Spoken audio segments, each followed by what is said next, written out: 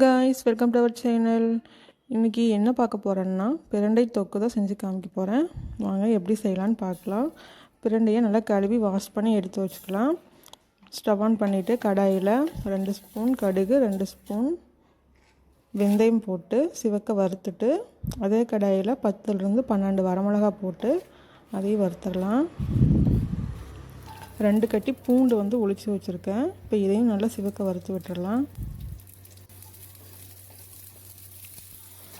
நல்லா வறுத்துட்டு இந்த வெந்தயமும் கடுகும் நம்ம பவுடர் பண்ணி எடுத்துடலாம். இப்போ கழுவி வச்ச பிரண்டையும் போட்டு நல்லா எண்ணெய் கொஞ்சம் தாராளமாகவே ஊற்றி இது நல்லா கலர் சேஞ்ச் ஆகி வர வரைக்கும் இது நம்ம வறுக்க போகிறோம்.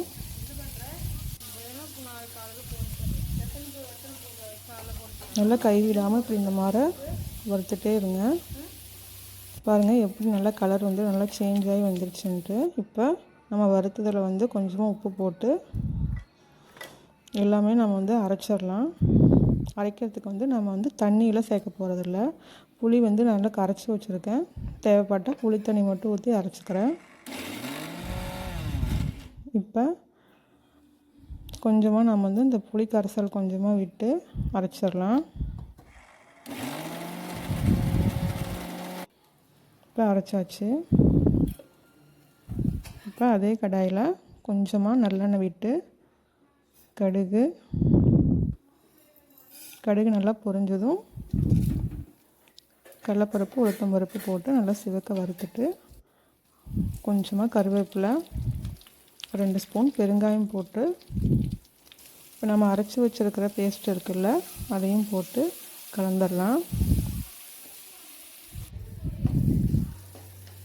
நல்லா கைவிடாமல் இந்த மாதிரி பரட்டிகிட்டே இருங்க. இப்போது நம்ம பவுட்ரு பண்ணியிருக்கிற கடுகு வெந்தய பவுடரை போட்டு